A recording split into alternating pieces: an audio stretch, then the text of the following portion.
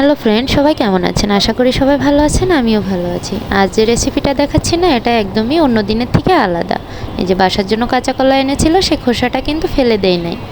এই যে কাঁচা কলাটা রান্না করে ফেলেছি।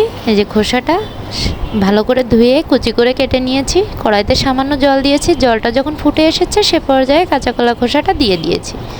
এখন দিয়ে দিব সামান্য মসুরির ডাউল, ধুয়ে রেখেছি সেই ডাউলটা। এ পর্যায়ে দিয়ে দিব পরিমাণ মতো লবণ।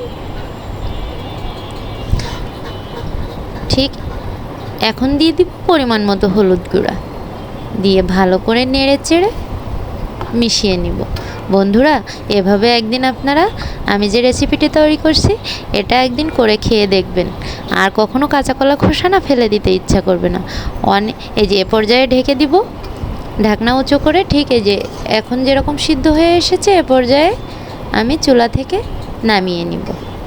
এই যে নামিয়ে নিয়ে কাঁচা কলা খোসাটার সঙ্গে অ্যাড করব কিছু রসুন কুচি, কিছু পেঁয়াজ কুচি, সামান্য কয়েকটা কাঁচামরিচ এবং কয়েকটা শুকনো মরিচ।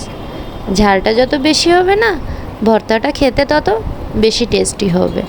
এটা দিয়ে কিন্তু প্লেট ভাত অনায়াসেই খাওয়া যায়। আপনারা চাইলে বাসায় এটা ট্রাই করতে পারেন।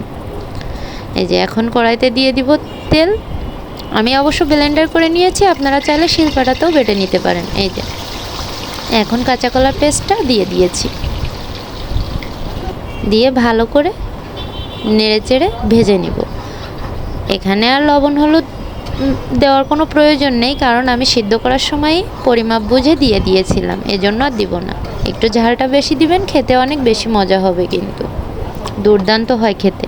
আর কাঁচা কলার খোসাতে না প্রচুর পরিমাণে আয়রন থাকে। আয়রনটা আমাদের শরীরের জন্য অনেক উপকারী। এই জন্য আপনারা চাইলে কাঁচা কলা খোসাটা ফেলে না দিয়ে এভাবে রেসিপি করে খেতে পারেন। এই যে এভাবে বেশ কিছুক্ষণ নেড়ে চেড়ে আমি যখন এই যে দেখেন ঘনত্বটা দেখলে কিন্তু বুঝতে পারছেন যে প্রথমে কেমন দিয়েছিলাম আর এখন কতটা শুকনা হয়ে এসেছে। বেশ ভালো করে নেড়ে চেড়ে শুকিয়ে নিব। যখন তেলটা ছেড়ে দেবে না, তখন আমি চুলা থেকে নামিয়ে নিব।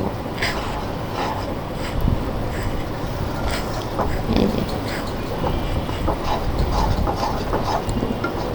তেলটা কিন্তু ছেড়ে দিয়েছে।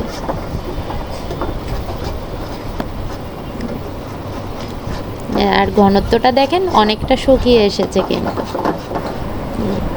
আমার পেজটাকে ফলো করে না নিত্য নতুন রান্না আপনারা চাইলে শিখতে পারেন।